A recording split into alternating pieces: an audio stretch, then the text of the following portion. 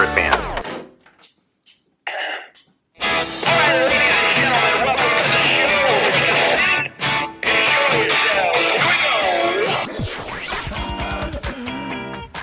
Thanks for having us. This is a very cool show.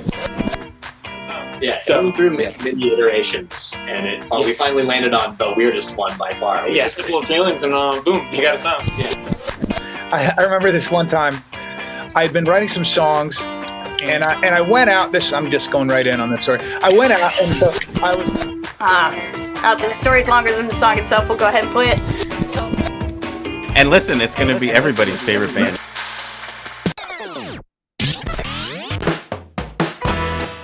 Welcome to your next favorite band. That's both the show title and our promise to you.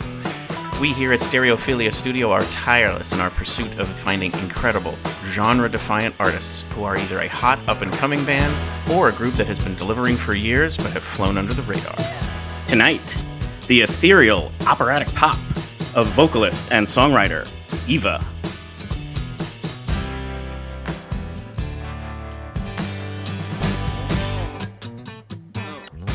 Each month, we will bring you live streams, audio podcasts, and perhaps even a live concert where you can listen to the stories and hear the music of artists personally curated by us based on what we feel will be worthy of your time.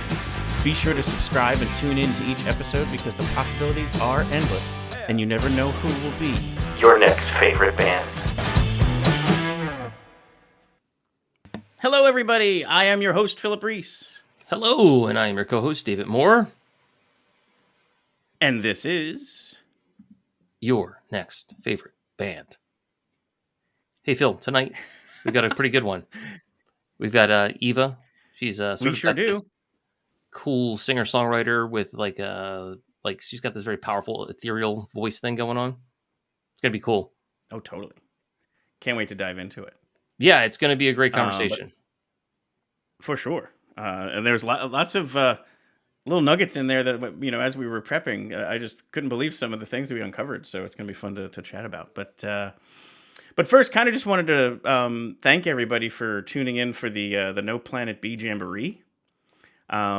We were so honored and we were thrilled with the way that it kind of turned out. We got beautiful weather, so we'll start there. Thank you to the universe for that one.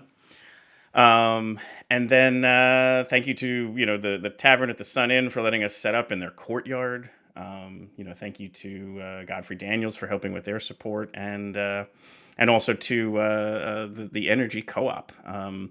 That was just one other thing that you know, we wanted to kind of mention again. Obviously, don't just stop on Earth Day or Earth Month. Things that you can do there to help make the planet a better place. And there's little things people can do. Yeah. The Earth does not work on a single day's time. Yeah. But yeah, no, I thought it was a tremendous day. We had a great turnout in person. We've gotten, you know, some really nice feedback from people who tuned in on the live stream. And within seconds of finishing it up, David and I were already talking about ways that we can make it better next year. We figure next year we'll get better weather. And I'm only joking because we had mostly perfect weather. Though mostly perfect. Right before we went live, there was a lot of debate between weather forecasting information that we had on what was going to happen. And what did I say? You trust won. Bobby Martrich. No, I didn't win. Yeah. Bobby wins yet again, and he was dead on. Yeah. As he always is. So there you go. Thank you to Bobby Martrich, EPOWA, Eastern PA Weather Authority. Check it out. He's an absolute wizard. But anyway, yes, there'll be some highlights episodes coming out, some, you know, kind of bonus episodes for the podcast and some stuff going up on YouTube in case you don't want to spend 4 hours and 40 minutes. It does hold the current record for longest episode yet. Yes, it does. Now, in fairness, we were about 1 hour and 45 of the actual episode version. No, fair. And then it's just live music from there, which is super cool too. We had Dylan Zangwill, we had Sean Kelly of the Samples, and Pepperwine play live. 2 in person, 1 pre-recorded, but that's awesome too. Go check that out. Check it out in phases. You know, take 45-minute bites at a time, and or, you know, like I said, just wait for us to put out there. But there's certain things we're gonna leave where you kind of have to go in there into that one. Like some of those live performances, we'll put some highlights out, but we're not gonna. If you really want to get the full feel of it, check it out on the actual, the full stream, and plan on coming down next year. Yeah, I mean, clear your calendars now. So I'm assuming it'll be the Sunday before Earth Day again, and we'll just let that happen. We'll see what happens, but that seemed like it worked with all of the people involved this year. Yeah. So we'll keep that rolling. But let's turn to our guest. Like you had said, it's a really, really an amazingly accomplished artist and a wonderful story to kind of tinker with. But we are going to bring on her song. It's called "Run." And it's a very cool video. It's edited to kind of show the making of, and it gives some good backstory on her kind of journey as well. So here is "Run" by Eva.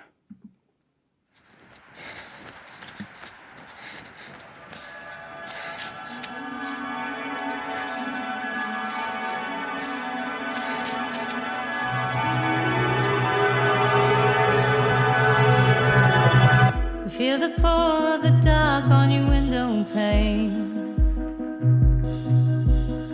You feel the cold start of every day. The quiet snow is a reckoning. You hide in the walls, imagine pain. Stepping out in the wild. Eva is a vocalist and songwriter with an ethereal, powerful voice and a cinematic feel to her music. She trained at Princeton University, the Juilliard School, and the Manhattan School of Music before moving to Stockholm, Sweden, on a Fulbright scholarship to study the music of her ancestors. Early on, she signed her original music with Universal Sweden, performing on national TV and radio while making her debut at the Swedish Royal Opera. She has been tapped Who's Next by M Musicians magazine, called Supremely Talented by Guitar World's Acoustic Nation, and featured in Billboard. She's released several albums and EPs, with her most recent being the Americana-tinged 4-song EP, Nobody's Woman, in March of 2023, after making a breakthrough with this track, Run, on Spotify and radio. We'll bring it up a little bit more, and we will bring Eva on the show. It's the place you wanna go to feel the fire of every day. Welcome to the show, Eva. Thank you. We're going to get a little bit of a trippy thing here. We're going to have all four of us on the screen here while we let that play underneath Ew. here. So we're going to see you in two of the four windows here. Nice. But tell us a little bit more about this. Like, it was a very cool thing. Like, as we prepare for these interviews, I would love to ask every artist to have a video like this where you take, one of your killer tracks and edit it with the making of kind of stuff to just let it, kind of underscore it. I think it's awesome. Tell me more about this. Well, this is a track that we made during the deeper time of the pandemic. So I did a lot of recording at home for this. And so you see Jaron, the producer, in his studio doing all of his work on the track, and you see me recording in my studio and then at home. And then you also get to see us having our Zoom meetings that we had to discuss what we were going to do with the song, which especially during those Zoom meetings was about the vocal phrasing. Sure. We worked for a really long time to get the vocal to match the instrumental. Yeah, there's Jaron. And Jaron has a lot of really cool instruments in there. So you can see he's got his guitar, he's got his Wandering Genie, which is an instrument that features prominently on that song and on Run. He's got his organ, he's got his banjo, he's got all sorts of stuff. That awesome. feels like him holding up a guitar and playing something going, how about this? Yeah. How about this? Yeah. Kind of moment. Yeah, it was very cool. I asked him to make some footage too of how he made it, because I thought the track was so gorgeously intricate. So I wanted people to be able to see what instruments he used. Yeah, it does have It's so true. Yeah. a many Go ahead. layered thing going on, for Yeah. sure. Yeah. And I always get questions like from people like, either my wife or other people who are like, okay, who's coming on the show? And, since it's your next favorite band, a lot of times they don't know who I'm bringing on. So they go, what are they like? And then so for you, I was kind of like, well, it's kind of like Enya and Olivia Newton-John, but, also a little bit of Nashville, but not country. There's it was this Yeah. awesome mix. And they were like, and then opera on top of it all, and they were like, wow, that sounds so interesting. So yeah, I mean, I can't wait to share your story and your music with everyone. Oh, cool. Thank you. Well, I'm thrilled. Yeah, and I hope those were all like, I always worry about, like, to me it's all of those, we hate giving a genre, as you might have heard in the opening. We always talk about being genre defiant. But when someone asks me, I do try to say, well, here's some of the artists they kind of sound like if they all were mixed into a bowl of jambalaya and mixed together. Right. And so, like, hopefully I hit ones that you liked being compared to there. No, you did, but I have the same issue. People ask me, what kind of an artist are you? And my act is singer-songwriter, Yep. some country, some rock. Yep. Right. And I think the thread that goes through the whole thing is that the whole thing is my vocals change Sure. a lot, and my vocals are very powerful and present, but also have this otherworldly sound about them. Mm-hmm. So, but I don't really want to say I'm a vocalist. It's Sure. vocal music Yep. because the band is so incredible, and I like the songwriting. Yeah. And you wanted to make sure we touched on the band there. So we'll get to, obviously, that point in your career, as we go through things a little bit. But why don't you take a moment there to talk about your band? Because you were talking about how you just had a New York show recently that went off really well. Yeah, I'm really happy, thrilled to be playing with bands, especially because when I wrote my first 2 albums, I wrote them with multi-instrumentalist producers. Sure. So we put a band together, but it wasn't necessarily people who had played on the record. Mm-hmm. And Sure. when I moved back to the States, I put a band together in Philly because I really wanted to write songs with a band, and I wanted to bring songs to a band and have them try the songs. And then after we tried the songs, then take them to the studio and say, okay, we know what this song is about and how to make it sound awesome. And then now that I've been spending more time in New York, where I started my career, I was really missing New York and decided to move back after a long time in Philadelphia and Delaware. I put together a New York band, and we had our first show on Monday, and I can't take all the credit because the guitarist in the band, Jeff Bennington, taught me all my songs on guitar during the pandemic. Then he helped me do a lot of shows, just the 2 of us. And then Sure. we decided, when we felt we had a show that was really tight and the sounds we wanted, that we would invite the band in.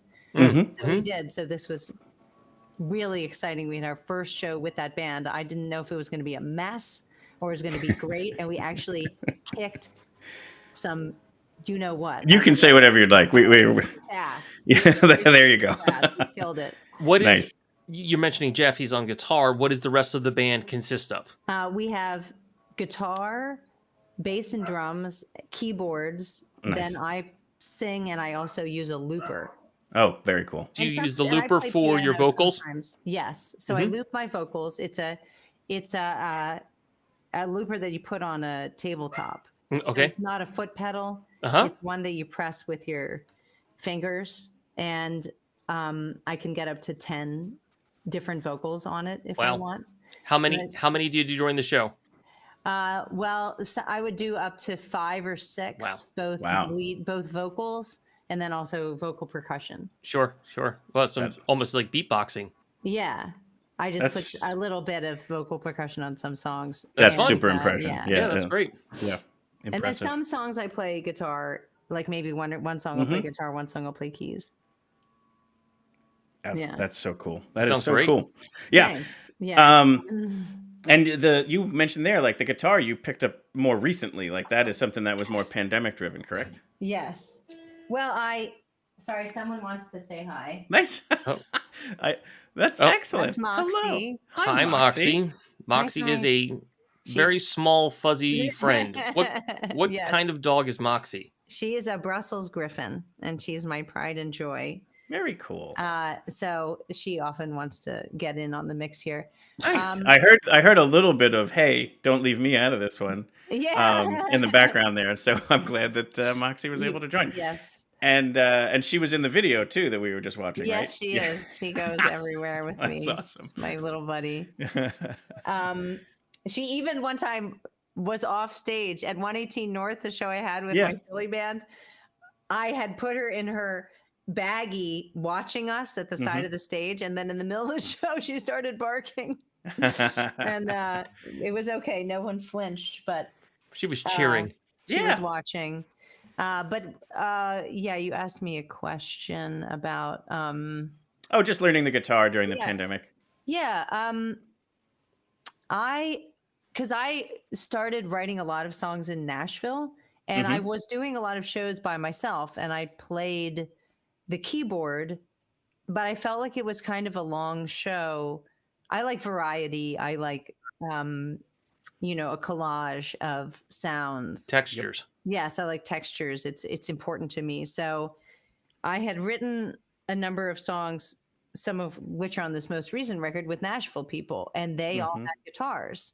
And sometimes the places we wrote didn't have keyboards. So I thought, well, I got to learn guitar because I want to play these songs in my shows, and B, I want to be able to write on guitar.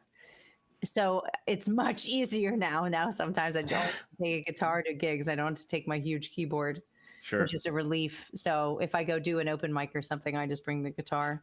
Yeah. And so cool. I bought my first guitar at Rivington Guitars. It was an electric guitar. It is an electric guitar, a Telecaster. And then I wound up during the lockdown having guitar lessons with the man who sold me the guitar, who is now in my band. That worked out well. Yeah, that really helped me. And Jeff was really cool. He helped me write stuff on the guitar that or arrange it so I could play it. Not too complicated, but also not too basic. He made the voicings sound right for me. Yeah. I mean, we love to kind of go back into the story. So this was all more current stuff. Let's dive a little bit back into the beginning. Okay. And what I would love to do is even go further back than before you, because basically inspiration for you is your grandfather, correct? Yeah, he's the primary musician in our family. Yeah. And he was a very accomplished oboe player, is that right? Yes, he was. He was. And he led the band, like he wasn't just the player, like he also was somewhat of the leader, correct? He was in orchestras in Kentucky right until he was supposed to go to graduate school at USC to play oboe for them. Okay. And then the Great Depression hit and his father died, and he had to support his mother, and he was worried that the classical oboe playing wouldn't pay the bills. So he decided to be a chemical engineer. But when he was in graduate school for that, he played saxophone at the local joints to make money on the side. Cool. Wow. Yeah. So, and then later in life, he led ensembles after he retired at the Academy of Lifelong Learning.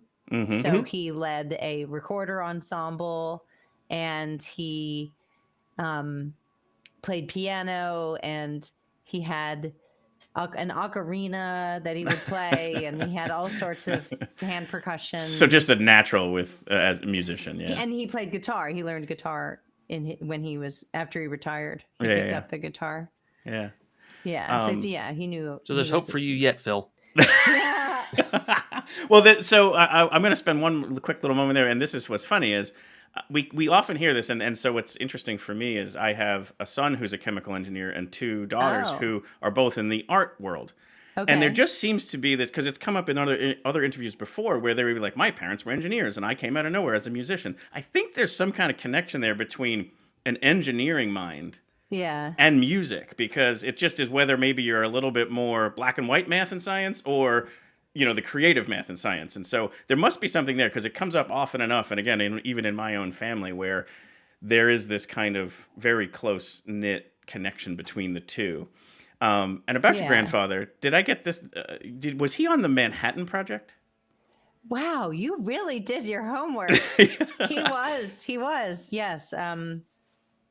After he graduated from his PhD program, he was invited to work with, I think, 7 Nobel Prize winners at the University of Chicago. And my grandmother moved with him to the University of Chicago and never was supposed to know about what he was doing. And Later, so he said it was such an honor, but also it was a conflict within, Right. because he's working with as a 20-something with some of the greatest scientists in the world. And so later he actually wrote a thesis in a master's program, partly about the ethics of what had taken place and the decisions they had made. Wow, that's a very big think happening there. I mean, there's a lot happening. He was quite an intellectual. Mm-hmm. Yeah, I just thought it was a very, very interesting tidbit of like, again, like here was a person who wanted to be a musician and just couldn't, but was so talented on that side as well. Right. Yeah, it's pretty incredible. Yeah, for sure. When your fallback is chemical engineering. Right. Right. And he went to Yale for chemical engineering. He didn't just go anywhere. He was a really smart guy. Yeah. And he painted as well. So, a Renaissance man. Yeah, he really was. Yeah. And like we kind of started with that. So he was very much your inspiration to pursue music. Because I guess just simply out of how difficult they know the industry is, your family members were kind of saying, "Are you sure?" Like, weren't they kind of somewhat thinking it may not be the best path? Yeah, they were thinking that it might be better if I did a more white-collar professional job with my mental horsepower, they called it. So maybe I would be a lawyer or a doctor. I was pre-med in college, or go into business. And I just loved music, and I always wanted to do music. I didn't even consider it a career, but when I was finishing college, I looked at everybody and said, wow, what is the thing that I'm drawn to doing spontaneously, no matter what? And that when I do it, I get better and it comes easily to me. And I thought, well, it's not organic chemistry because I barely got through that class. Everyone barely got through that class. I was like, well, probably not her grandfather, but most people. Like with the professors, I'm like, so I got a C on this? And like, can we do something about this? I got to see. That's I don't get C's. Like, you know, like I studied a lot. Like you know me, right? And they said, nope, sorry, you didn't. You got what you got. You only got a C on the curve, but you got like a 20 out of 100. That's really humbling. Like, oh my god. But I guess your parents should have known. So not only did you get the inspiration from your grandfather, but you also saw the movie Hard Day's Night at like the age of 5 and was watching it before going to kindergarten every day. Like, you got to think at that point, you know what? We probably have a musician on our hands. I was pretty obsessed. And I would just lock myself in our den where the TV was. And I had my dad's Beatles records and listen to them and learn the harmonies and put them on tape so I could put them on my Walkman and walk around the neighborhood and listen to them. Perfect. That is awesome. Yeah. We'll have to link or share a picture in the show notes of what a Walkman is for some of our audience. Totally. But yeah, no, I think that's amazing. And then you were also mesmerized by Evelyn Swanson, which was a local opera singer. Her name is Evelyn Swanson. Yeah. What happened is my grandfather, among other things, was also a very fine shot. Like he tried to make the Olympic team for riflery. Oh, wow. And he drove a Corvette Stingray. I mean, the guy was just... He was a spy, wasn't he? Like, this is where you're going to tell me he was a spy, right? He was like in Tinker Tailor Soldier Spy. Right. I mean, that's what I'm feeling. You know what? He would be a double spy for sure. Like, he was a cool guy. He's like, I'm going to teach you how to drive on my Corvette Stingray from 1966. Yeah, no pressure. It's like, sounds good to me. Yeah. And so, where were we? Opera singer. He went hunting. Oh, that's right. Yeah. With Sig Swenson, who was Evelyn's husband, and Evelyn is a very fine composer and more energy than anyone I've ever met. And she was running a children's opera at Opera Delaware. I think she took it upon herself to every year put up a children's opera. And when she found out that I liked to sing, I don't know if they knew I was good or my grandfather said, I have a kid for you. And, Right. and she'll stand up there and make noise. Mhm. And so I started working with her and very quickly was spending every weekend rehearsing for operas, which I thought was the best thing ever. Of course, I wanted to be singing all day, every Right. Saturday. And this is at age of 9. It's not like it was. Yeah, Like, this is at an age of 9. Yeah. And I liked the rehearsals, and I learned music really fast. Mm-hmm. So I had a strong voice, so then she would give me solos, and especially being in the opera meant missing school sometimes. So I really liked that. Right. So long, suckers! It's a I'm in perk. an opera today. It's a perk. Yeah. I'm sorry. Can you break glass with your voice? Yeah. Well, I'll see you later. Yeah. Right. So yeah, we had go ahead. Cool. I'm So- very grateful to her because Yeah. that's not still going on.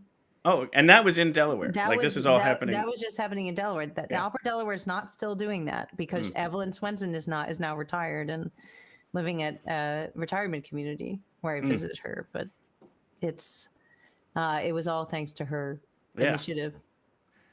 Yeah, it's sad that it had to go away, but I guess, I'm sure opera in and of itself isn't holding like sadly, it just doesn't have the mass appeal that it deserves. Like, I think there's parts of that where the funding just may not be there or whatever. And if someone's not there to really champion it, I guess it must struggle, in an area like that. Yeah, she was very motivated. And I guess in those days, there was less to do. We didn't have devices. We didn't have Right. all these weekend activities that you could do on an iPad or something like that. If you wanted to have your kids have something to do, get them in the choir at Opera Delaware. Yeah. So there was a very willing group of people who wanted to do it. Yeah. And then from there, obviously, you continue to study. And then you talked about university and the science portions of it, but you do end up training at Juilliard, Manhattan School of Music, and graduating from Princeton University for music, right? Yeah. Yes. Yeah. So again, heck of a resume right there. Like, those are some pretty stellar. I'm a nerdy nerd. yeah. I'm a big old nerd. But not only that, like you have to audition to get into those places. Like, they're not going to Yeah. just take just anybody. So Nope. not just nerdy, but super talented to qualify. Yeah, and super masochistic to go through that Oh yeah. that audition process. Very Oh, much my so. God, it's the worst. I don't miss auditioning for opera. Ugh. Yeah, I've So been in a couple of nerve-wracking. those. I am not a singer, but I have a friend Okay. of mine who was a singer, and she went to those auditions, and I went with her often. And it was, Oh. I just remember her, the feeling like she'd go in with all of this chutzpah, and then it would leave like it would deflated all the air out of a balloon. Yes, It was a challenge and a half. It was really hard. Yeah. Yes. But yes, I did.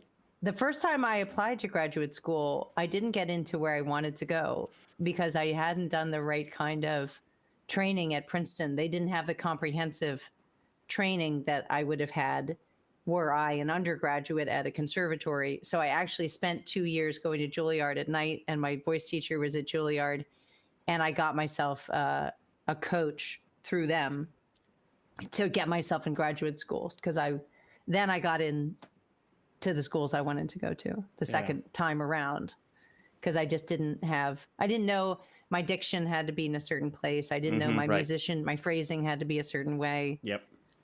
And it's probably worth yeah. mentioning, right now you're just full-blown 100% opera. Like, you haven't gotten into the pop or I country didn't even stuff. know I could write music. I Right, mean, yeah. I wrote the music I was supposed to write for school for composition class, but I wasn't writing songs. I wasn't writing pop songs. Yeah. I just figure that's important for the telling of the stories. It's like, this is where you're trying to be an opera singer. And the training of all of that. That's what and I then, thought I was going to be. Yeah, and then, so does this where you, worth mentioning again, your family heritage is Swedish, right? Yes. And so you get a Fulbright scholarship to go to Sweden Yes. to study there. Is that where sing, this happens? It actually happened before that. Oh, okay. I had my chronology off. It's all good. You know, who has it right? Nobody knows it except for me, probably. I had been on the Conan O'Brien show. Okay, yeah. So this was another thing I really wanted to get to Oh, yeah, because I think yeah. it's great. So again, so that happens during this as well. Yeah. So I had, we do lots of classical music is a small world. So right. I had gone to the Aspen Music Festival one summer, met a number of people, including Joshua Bell, who's a very fine violinist, one of the most famous in the world. And because he was closer to my age, so we'd play tennis together. And That's amazing. It's something to pass the time, right? Yeah, I right. mean, you know. Yeah, it was funny. I remember one time I hit the ball and it went over the fence and he climbed over the fence to get it. And I was like, no. Oh, my, yeah. Don't, please, yeah. His finger, what if his finger Right, was exactly. on the fence? You're the reason And why. I was the reason, like Joshua Bell. Whole tour's canceled while it heals. 'cause his Cut up finger- his hand, 'cause yeah. Emily hit the ball over the fence. That's Right. my real name. Yeah, You know? maybe you should have taken tennis lessons. Yeah. Eva. Because of course he was good at everything. Like he wasn't just a good violinist. He was also an amazing tennis player. And then also we did this like celebrity bowling thing when I was in New York. I was working for Columbia Artist Management, my first job. And he was like a strike bowler. And I was like, of course you are. You were also a chess master. Yeah, you should have hung out with your grandfather. They needed to hang out. Yeah. So I was on Conan, and Josh had been on Conan, and so I got invited to the Conan Christmas party, and I already was going, wow, I guess this is an interesting like turn of events because they called me and said, we really need an opera singer. I'd met the casting director at the gym. Yeah, because yeah. like this is a great story too. Like you were wearing Conan O'Brien clothes to work out in. She was. Oh, and it was like your boyfriend at the time liked Conan, and you just struck up a conversation. I was dating a guy, as one does. I went to Princeton, and he went to Harvard, so we were dating. And so Harvard people, he wanted to write for Conan. Like what guy who went to Harvard in that time when Conan was doing late night didn't want to? Sure, exactly. So he. When I met her, she was wearing all this Conan swag. Yeah. And I said to her, where did you get that? Can I get it from my boyfriend for Christmas? And she said, no, you need to be on the show. And I'm actually on the show. And so I said, well, bummer. And she said, but tickets. I can get you tickets. Do you want to come to the show? And I said, yeah, I'd love to. So she took my number. We took each other's numbers. And then later, when I called her to do the tickets, she called me back and said, we need an opera singer on the show tomorrow. And I was like, okay. And she said, can you do it? And I said, sure. So I bagged work and I went to Conan. Right. So far we've learned that opera singing lets you skip school and skip work at this work. point in time. Yeah. Right. Yeah. Those are the important lessons we want people to take from this. That's really why I do this. So I don't have to get up in the morning. Yeah. But it's a very funny skit. They brought it. It was so popular. They brought it back a couple of times. Well, they brought me back. They didn't bring the skit back. Oh, okay. But they brought me back, which was nice. Well, wasn't there in the opera singer came back in a Christmas episode or something like that? I was one of the Thanksgiving carolers. Thanksgiving. That's what it was. At Thanksgiving. Yes. We sang Thanksgiving carols. They were great. The traditional Thanksgiving carols. Yeah. And they were very funny. Unfortunately, I can't put them on YouTube because NBC keeps ripping them off. Right. But I think I have a reel up there so you can see some of my skits. I was also the nurse at an animal hospital where animals could change species. Right. Because they can be species fluid. Yeah. That's so good. And I walked a kangaroo, which I was allergic to. So I now found out I'm allergic to kangaroo dander. Right. Yeah. Which I now have to tell people when not I'm a lot at of the those hospital. in the U.S. or Sweden for that matter. No, they're like, this is Eva, and she has an allergy to kangaroo. So when you do that big Australian tour, that's like the big headlining rider. I'm very careful. Yeah. No kangaroos. Right. Backstage. Anywho, so I got invited to the Christmas party, the Conan Christmas party, and I called Josh Bell because he had been on Conan too, and I said, "Hey, you want to come to the party?" And he's like, "Yeah," and he brought some of his friends, one of whom was working at Sony Classical at the time, and he had an ambient electronica record. Mm-hmm. And he said, "Do you want to come over to my place and put some vocals on it?" So I did. And that's when I learned I could write, because then he said, "Okay, just line this, like write Sure. a melody and some words." So I did, and it turned out pretty well. Mm-hmm. And so he said, "Let's do some more songs." And we kept doing that. And then when I moved to Sweden, he actually moved back to France, which was where his family was from. And all I had to do was take Ryanair down to finish the record. So that's actually, and then I didn't know that Sweden was such a pop songwriting hub. Powerhouse. It's, yeah, I didn't know that. I was there to sing like, music of my ancestors, not like pop music. So ABBA.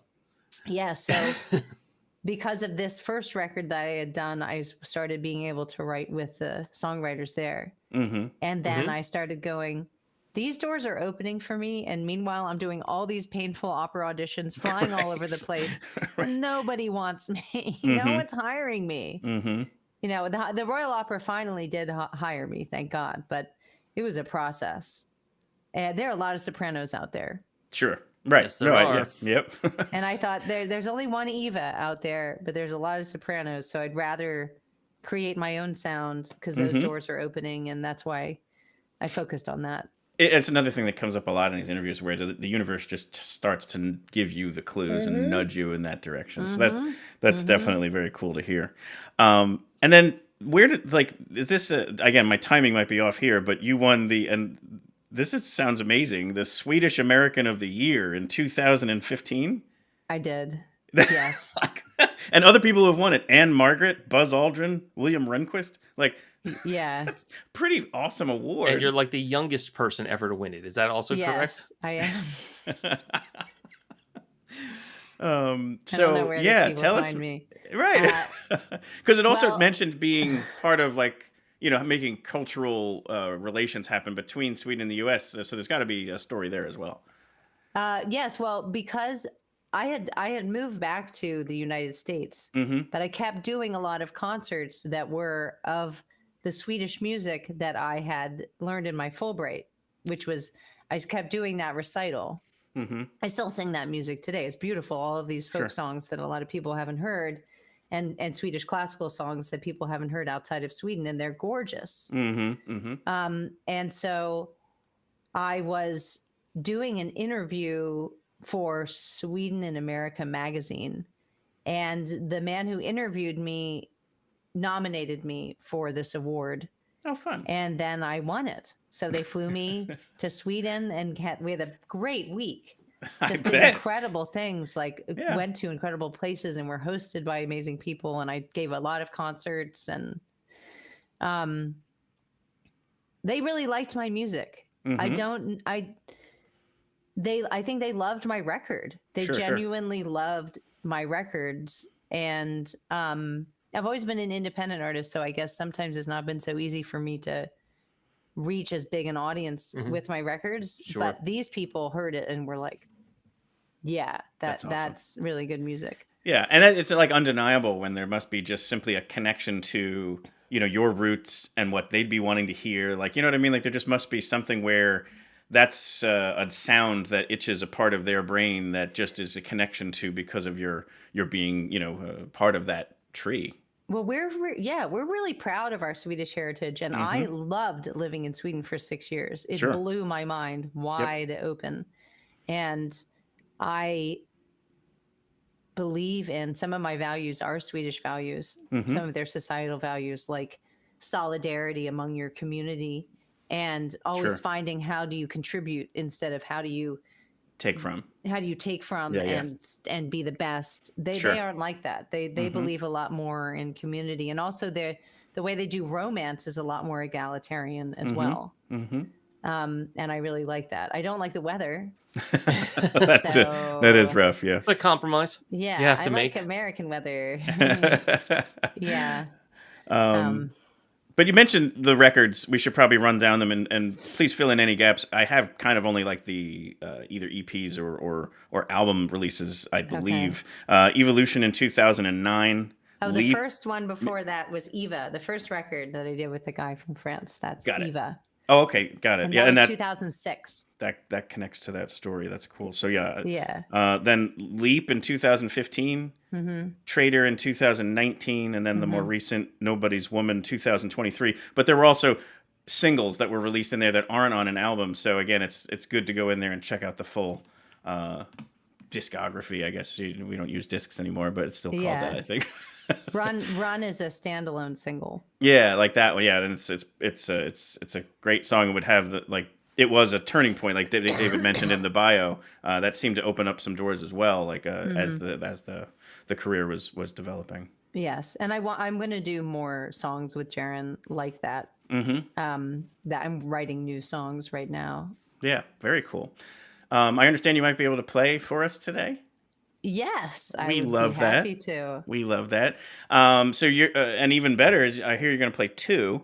So what we'll do is we'll come off the screen and and give you center stage, and then I believe you're going to play Midair first, and then Nobody's Woman. Both of those off of this recent EP. Yes. Yes, very cool. So This is Jean. Hi, Gene. She's named after my polymath grandfather's wife, nice. who was also a musician and danced and like did plays and Yeah, I was gonna say probably did lots of other things to be able to keep up with him. Needlework and she Was a Luther made the guitar, actually? Yes, probably. Yes. That's what they were like. Okay. Yeah, so this one is called Midair, and it is the first song we released off of Nobody's Woman, and it was about kind of the story of my life before I got sober. This is it.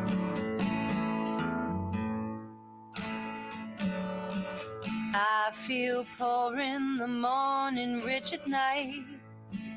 Turn up the noise, turn out the lights. Whistle in the dark, this is how a heart burns bright. I've got holes in my stories and my shoes, holes in my pockets full of blues. Every now and then the sun shines through. Always one step ahead of the avalanche. Everything is a do or dare. Always one step ahead of the avalanche. One step away. Midair.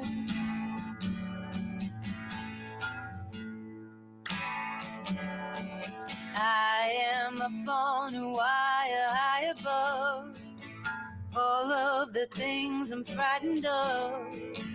Catch me if you can, catch me when the push comes to shove.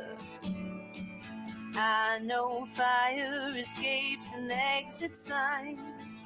I'm overdrawn on borrowed time. Leaving with a laugh, never looking back. Where's the crime? Always one step ahead of the avalanche. Everything is a do or dare. Always one step ahead of the avalanche. One step away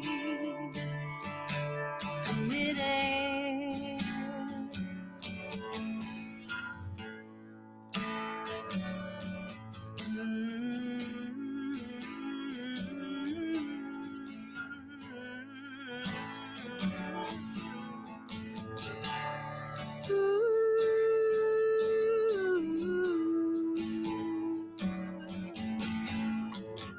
Always one step ahead of the avalanche. Everything is a do or dare. Always one step ahead of the avalanche. One step away.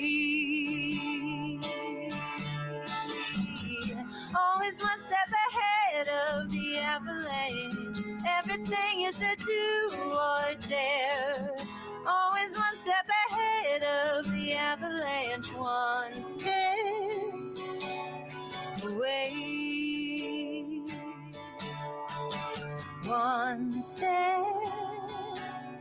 away. One step away from midair.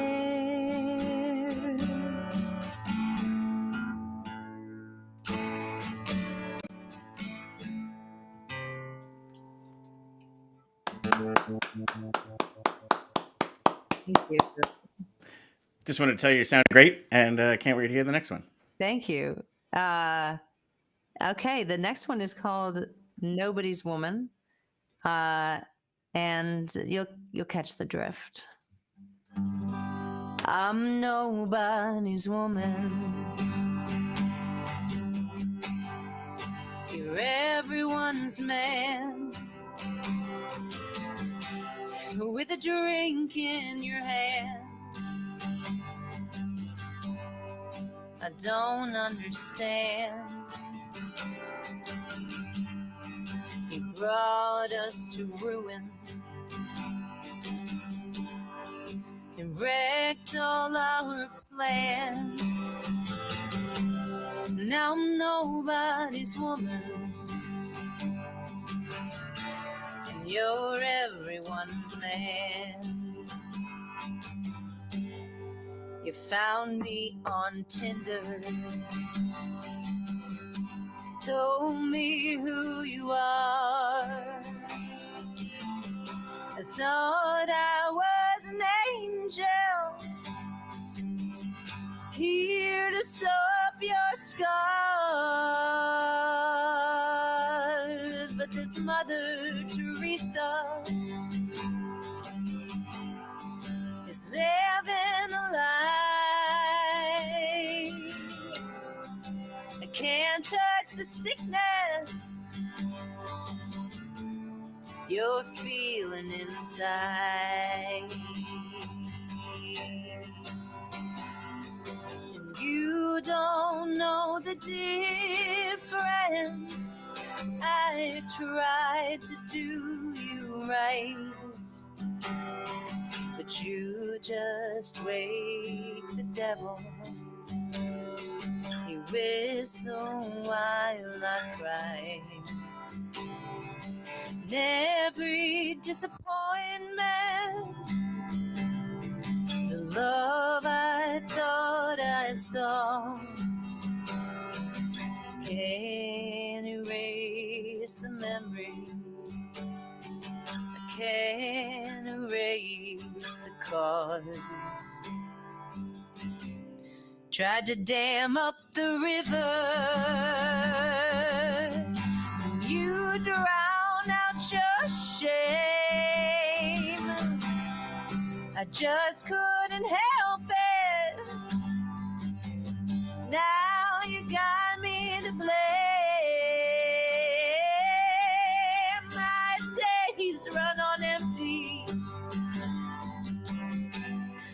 and I see my ghost. I'm finding my answers where I need you the most. Oh, and you don't know the difference. I try, but you just wake the devil. You whistle while I cry. And I know no one's perfect, but damn, I gotta be. And now you know my secret. You see the worst of me. I'm nobody's woman. You're everyone's man. Still holding the bottle. Yeah, I understand. You know that I love you.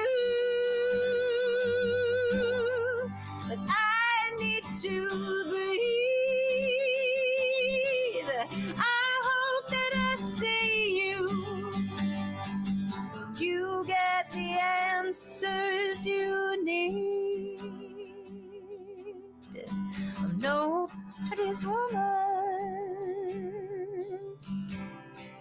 I'm nobody's woman. I'm nobody's woman.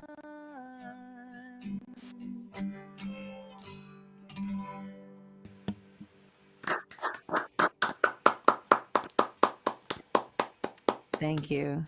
Thank you. That was stunning. I mean, it's one of those that really gave me chills. Like, that was so good, and it sounded amazing. Oh, thank you. Yeah. Yeah. Which one? Nobody's woman. You like that? Yeah, one? those really, climactic moments. I mean, midair has got such great, the chord progressions of it are just super cool and something that you don't necessarily expect. But yeah, Nobody's Woman just has it's one of those songs where live pays it so much more justice than the recording. Oh, recordings. yeah. You know what I mean? Like, it just really gets you right there. Good. Yeah, good. That's what I hope for. When we do it with the full band too, man, woo, I can really try to dam up the river. Play all the dynamics all the way to 11. Yes, Exactly. yes. Yeah, and so thank you for these amazing songs, and then the vulnerability as well. Like, there's obviously a lot of honesty and genuineness in the lyrics there. And just wanted to we talked about it before coming on, but a lot of these heavier topics are something that obviously lead people to write music for healing purposes or sharing. And in the interview, we don't necessarily want to shy away from those topics because it really helps someone else who's struggling, maybe not feel alone or seek guidance or help or anything that would help them not have as dark a day. So just wanted to, you touched on it in the one song of Prior to Being Sober, and then obviously that song is being in a partnership that was challenged by that same thing. But anything you would want to share there about that topic, would love to have you share. Well, I never want to write songs where I point fingers at people and say it's all your fault. Sure. Because I just don't think that's how it works. No, certainly. It's far too simple. Yeah, I'm always trying to look for my part in it. And with Nobody's Woman, the man I was with was drinking a lot, and I was drinking with him.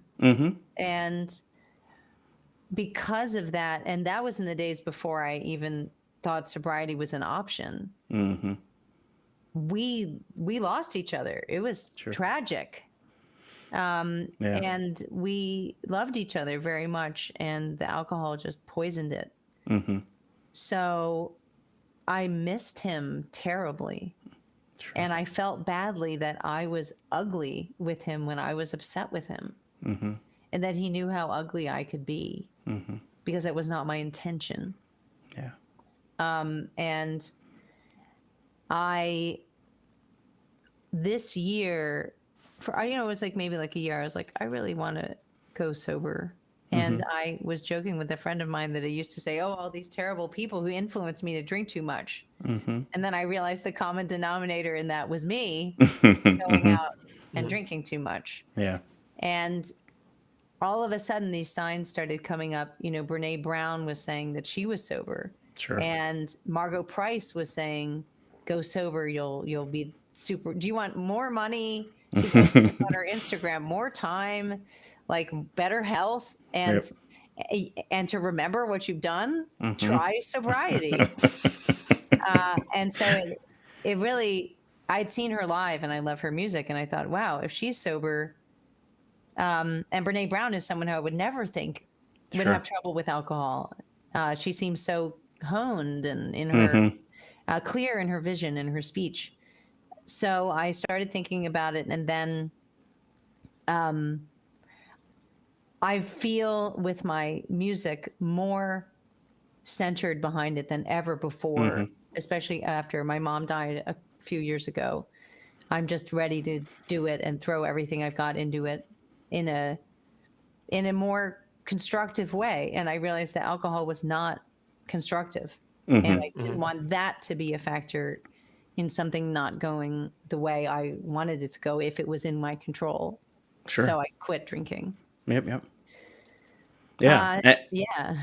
And I think that the point about Brene Brown is exactly why we always like to put these topics, whichever one it might be, out there for people, because I do think there is that a loneliness factor to some of these things where once you hear again, wow, I didn't know that seemed like a person who had it all together. And so now when you Right. hear that person didn't, and the steps they took to get there and their openness and transparency and vulnerability around that can really be super helpful for somebody. And so I thank you so much for sharing your story there and your journey, and admire what you're doing there, as well as writing such great music around it as well. Oh, thank you. Yeah. Thank you. Well, I highly recommend it. Right. Sure. It's been Absolutely. great. Yes. Absolutely. And If you so only if you need it. I'm not saying everybody needs it, but no, absolutely. One other topic, and not that we want to get into a whole other one necessarily, but the song we're going to use at the close is Immense Tenderness, and that also touches on domestic violence. And so again, like, you have a lot of there's that song Heart, which was about the life of that young boy who passed away, but lived his life so full, with what he had. And so I just encourage everybody to just dive into these other songs and learn about the stories behind them, because Eva does such a wonderful job, obviously, with the sonic component, but also the real genuine emotion to them as well is really something people should check out. Thank you. Yeah, absolutely. I try to be clear about. I don't. When I first started doing this music, it was like spiritual and very much about here's my view of the spiritual world. And now that I'm older, I realize how human I am, and I want to talk about my humanity. It's great stuff. Thank you. Yeah. So before we wrap, we always like to obviously give the opportunity to promote stuff. So I'm bringing up your website now so that we can kind of use that, which is evavoice.com. And Eva, for those of you just listening on the podcast, is IVA. Then so it's ivavoice.com.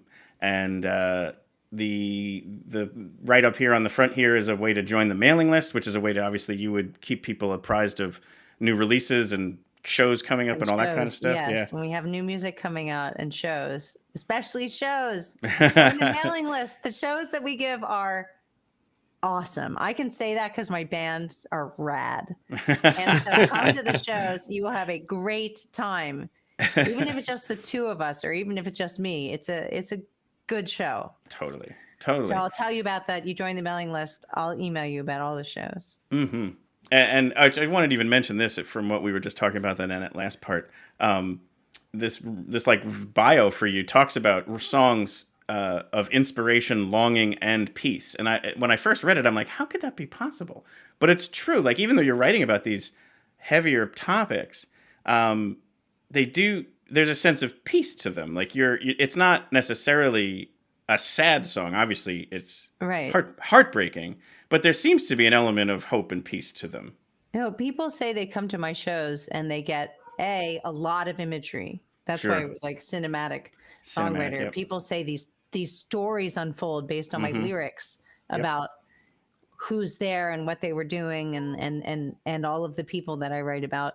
And then also people say they get a feeling of just after my concerts. And I think that's partly maybe because I'm really honest about the way I feel and how I handled things, especially when I didn't handle them well. And people are like, God, that was really honest. It's nice to be in a room with honest people. Honesty is very freeing, I guess. So that's why peace, I guess. Totally. Yeah.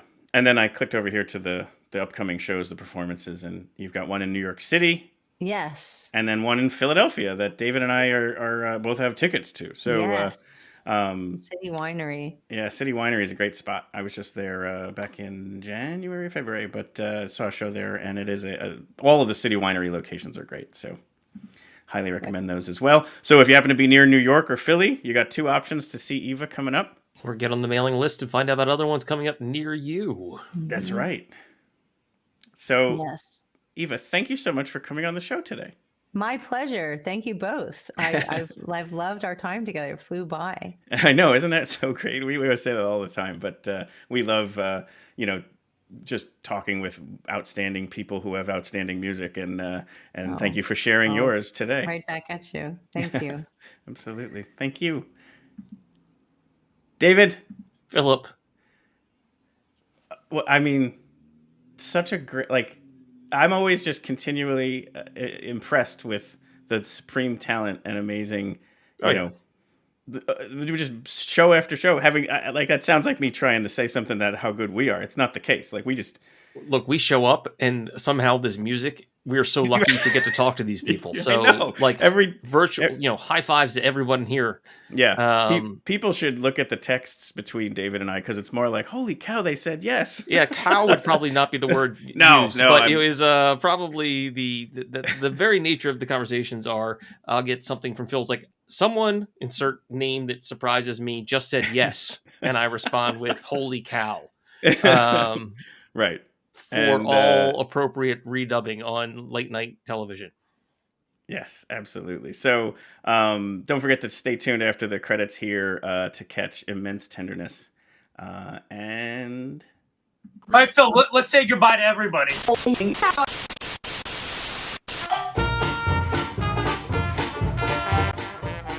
We hope you've enjoyed this episode of Your Next Favorite Band. We'd like to sincerely thank Eva for all of her incredible storytelling and the music and playing 2 songs live. What a treat there. It was a buy one, get one free today for everybody, so you're welcome for that. There'll be links in the show notes to her website, her socials, different ways to catch, different things. Please sign up for her mailing list so you can keep in touch that way. And, hopefully we can get a link to that thesis that her grandfather wrote. I think that would be a really cool thing to have some ethics as a part of the show notes. But anyway, that'll be a first-timer there, but something we're always looking to do. As always, our hope is to bring you your next favorite brand, your next favorite band. If you happen to already know Eva and tuned in because you wanted to check out the interview, thank you so much. We hope you like and subscribe and follow so we can introduce you to your next favorite band in the coming weeks. Lots of great stuff coming up here as we head into the festival season, so I'm sure we'll have lots of good news about different announcements of free shows coming up in Bethlehem and beyond, and hope we can catch some of those live shows soon.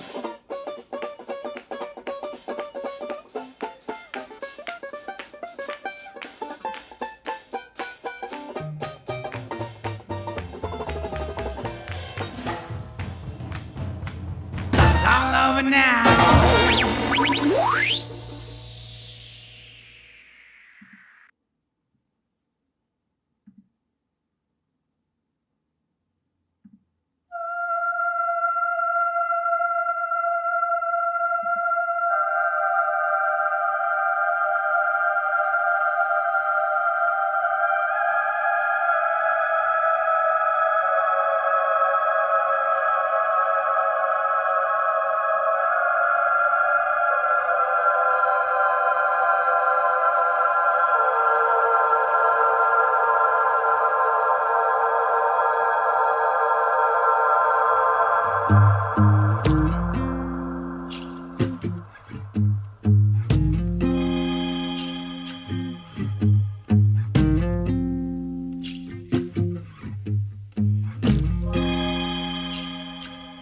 I once knew immense tenderness, but then your luck took over, the job took over, and the life we never met overset you. I once knew immense tenderness, but then the price took over, the rights took over, and I only second guess why I met you. Oh, the tales you used to tell when you could tell the difference between heaven and hell. Now I'm tied up in a cell, 'cause I'm your traitor. I once knew immense carelessness, then your love took over, the shove took over, and the largeness of this life was buried deeper. I once knew your one sweet caress, but then the fight took over, the night took over, and we only realized that we're believers.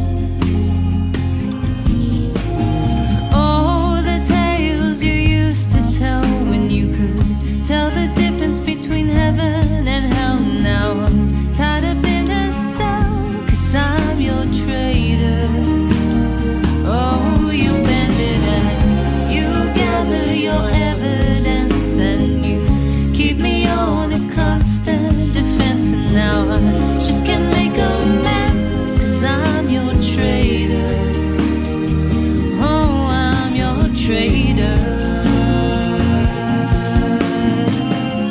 We make it up, we make it up, we make it up, we make it up, we make it up, we make it up, we make it up, we make it up.